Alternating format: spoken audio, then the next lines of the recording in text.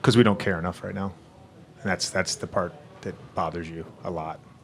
We don't care enough to like do the things that are necessary. We don't care enough to be a professional. It's a matter of making the choice. And too often we have guys that don't want to make that choice. And it's pretty consistent who those guys are. And so Saturday practice, I told the guys, it's going to be uncomfortable. The meeting is going to be uncomfortable. I'm not doing another 53 games like this. What's goody? It's your host Jay Rose as always. And why do the Lakers suck? They started the season off so hot. Luka was cooking, Reeves was cooking, and it's just been really bad these past couple of weeks. I'm just gonna get into all the parts of the teams and what I think is going on there. Over 90% of the people that watch my content are not subscribed, so if you're messing with the videos, please hit that sub button and the noti bell so you'll get notified every time I upload. But let's get back to the hoops. First and foremost, I have to start with my favorite player. Luka's been getting so much slander, and I don't want anybody in my comment section talking about I'm biased, so I'm going to talk about what's wrong with how Luka's playing first. Now, it's really hard for me to look at 35, 8, and 9 and be like, you're playing trash, and I don't think Luka is playing trash. I think a lot of the gripes on social media are very exasperated. Pull out the thesaurus. I'm really with it like that. But yeah, I think it's really overblown how much hate Luka is getting online right now. I believe that if you really look in totality, there's not many players that can even go out and average that on their best night. I don't think Luka is a trash player. I don't think he's a trash leader. I don't think he's playing awful. Is he playing up to Luka Doncic standards even with those numbers? In my opinion, no. I don't. First of all, his three-point percentage is in the gutter right now. And with the amount of step-back three-pointers that he is taking, it's not pretty.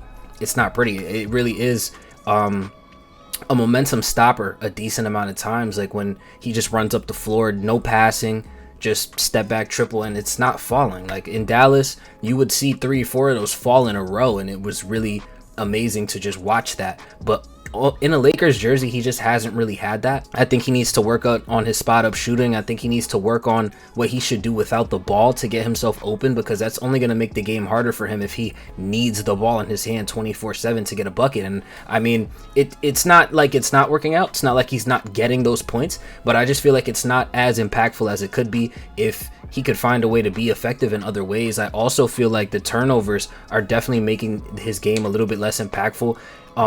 Overall, he's averaging 35, 8, and 9. I feel like the 35 feels more like a 30, and I feel like the assists, because of how many turnovers he has, I think he's leading the league in turnovers right now. Those 8, 9 assists, it really feels like 5. You know what I'm saying? If you take his shooting relative to some of the points that he gives away on certain possessions, I mean, like, yeah, I feel like the impact of Luka Doncic is just a little bit lower than you'd like it to be. I don't think that's all of his fault, and I'm going to get into more players. I'm going to get into LeBron now, and I know all the LeBron fans are going to get mad immediately, but my problem with LeBron fans is that you can't hold LeBron accountable. When LeBron is good at 40 years old, oh my God, look how good this 40-year-old is. When LeBron is trash at 40 years old, chill, he's 40. Like, you got to pick one. You got to pick a stance. I don't think it can constantly be a flip-flop between, oh my God, LeBron is a demon and he's old and he's still a demon, or how are you expecting this 40-year-old guy to do this, that, and the third? At the end of the day, LeBron James is on a near max contract. He has the biggest contract on that team, and he's not playing up to that contract. He's averaging 20 points, 6 assists, and like 5 boards. That is one of the worst contracts in the NBA right now, and I'm not going to have that exception just because my greatest player of all time is on the team. Like, I'm not going to give him just cut him some slack because he's LeBron. Like, you're not playing well this year. If your name wasn't LeBron James, you probably wouldn't be making an All-Star game at this point.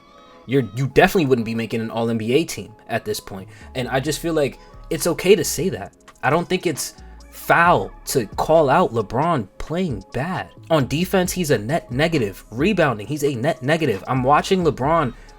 He's watching the defense put a shot up, and he's sprinting down the court trying to get a leak out layup when Austin Reeves or just Luka or anybody is down low with a one-on-one with a center trying to get a rebound and then get an easy rebound, put it back in for a lay. That's not okay. LeBron just simply isn't putting in enough effort, and his offensive output isn't good enough to offset the lack of effort. It's not. He's not a second option player right now. That $60 million that he's making is putting a really big hole in the team to the point where they can only really play 7 players. There's not more than 7 real, genuine NBA players that should be getting extensive minutes on that Laker team.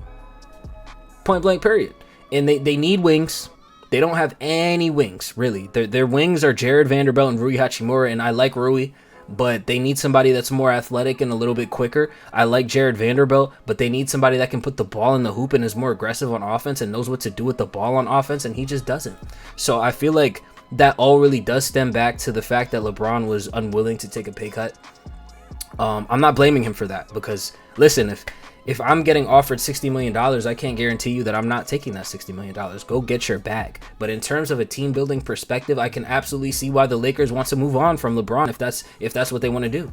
I can absolutely see that. It's so much money going into a player that's supposed to be, at worst, your second best player. And he hasn't been that this year. He just hasn't. Furthermore, this team was cooking before he came back, and that's just a fact. This team was cooking with gas before LeBron stepped on the court, and ever since he's been back, it's been a little bit downhill. The offenses look clunkier. They just don't look as cohesive of a unit. Earlier in the season, I was talking about how the Lakers don't look like the Lakers. They look like a team that has some real depth. They're playing within the offense. There's other guys having nights. Jake LaRavia was having nights. Marcus Smart was having nights. DeAndre Ayton was having huge nights, and we're not getting any of that now. We're not. Rui Hachimura was having nights. We're not getting any of that with LeBron on the floor, who's one of the best playmakers in NBA history. You'd imagine that he'd only have a positive impact, and it just hasn't been that. It just hasn't been that. Next up, I feel like Austin Reeves, he's just really slowed down as well. I don't know what that's about. Like I said, when it was Luka and Reeves, they were going off, both of them. If it was Luka and Reeves, both going off. If it was Luka and no Reeves, Luka's going off. If it's Reeves and no Luka, Reeves is going off. And ever since LeBron came back, I don't know what it is, but Austin Reeves has not been able to get a rhythm at all. He hasn't. He's looked like a completely different player. He was putting up 40 balls almost every night. He put up a 50 ball. And now he's like really struggling to get 20 points on a night-to-night basis. And now he's out for, I think, a month. So that's not playing in the Lakers' favor either. In terms of the coaching, I don't hate how JJ Redick approaches the game, and I can only blame him so much because this roster is just not great. It's not. And I never thought the roster was good, even when they were playing well. I just thought guys were stepping up. But at this point, it's like very clear that this is not a good roster. They're missing pieces. They need more three-point shooting. Since they've needed more three-point shooting, more bigs, and more wings since like 2021, and they haven't. Rob Pelinka has not gone out of his way to make any moves to make that happen. Like, they need a Herb Jones, they need a Trey Murphy, they need like even a Shaedon Sharpe would be nice on this team. You have Luka Doncic, who works best with athletic guys and shooters. The athletic guys hit the short roll or fully roll to the basket, catch a lob. DeAndre Ayton's doing a little bit of that. You have Jackson Hayes, but it would be amazing to have a wing that can guard the other team's best player and can come down, be athletic, be a threat on offense, but they don't have that. They don't have that at all. They're relying on Jared Vanderbilt to hit a corner three every now and then to fulfill some of that void, which is never consistent. And beyond that, they really are relying on LeBron, Reeves, and Luka to do everything, which they're great players, don't get me wrong. And if everything does end up clicking, this team could be okay. But just the fact that, like I said, there's no real defensive presence a decent amount of times. Like, Ayton has gotten better on the defensive end, but he's not a consistent defensive anchor, and he can't be that. Like I said with Luka before, like when he lets other guys score and he gives up a certain amount of points, you don't have a Gafford behind you now. You don't have a Derek Lively behind you now. You have DeAndre Ayton, who's, like I said, gotten a little bit better on the defensive side of the ball, but he's really jump happy, gets into foul trouble because of that, or he'll jump on the first pump fake, or he'll jump on the first guy that catches the ball in the paint, and there'll be someone right behind him. And I mean, his defensive IQ just isn't that high.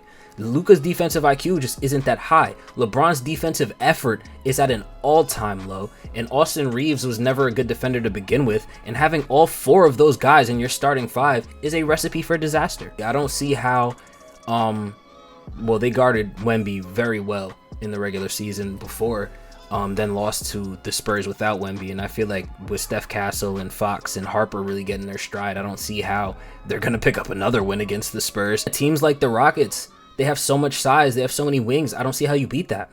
Teams like the Thunder, they don't have a ton of size, but they do have Chet and Ihart, which is enough against this Lakers team whose bigs are DeAndre Ayton and Jackson Hayes, who's probably going to get played off the floor if there's a series like that. Then you can go to a team like the Timberwolves, who last year absolutely demolished this team. I can see the Lakers beating the Timberwolves, but at the same time, like, you can just see how the lack of athleticism on the roster and the lack of size on the roster just affects things. And I said this on the Full Court Press podcast. Make sure you subscribe to the Full Court Press podcast. Leave a link in the description. I think Luka for LeBron would have been a far better trade for both teams. I think Cooper Flag learning from LeBron and LeBron just running that offense with what they have would be a lot better for the Mavericks. And I think AD still being on this roster, being able to protect the rim, catch lobs from Luka and catch lobs from Reeves, it would be better for the Lakers. And I just don't think that the reality that we got with Luka and LeBron, I don't think they're the best fit. I thought they could fit together, but with LeBron at his older age, not really being able to take a smaller role and do the things that a smaller role requires, I don't think it's going to work out. Point blank period. I don't think it's going to work out.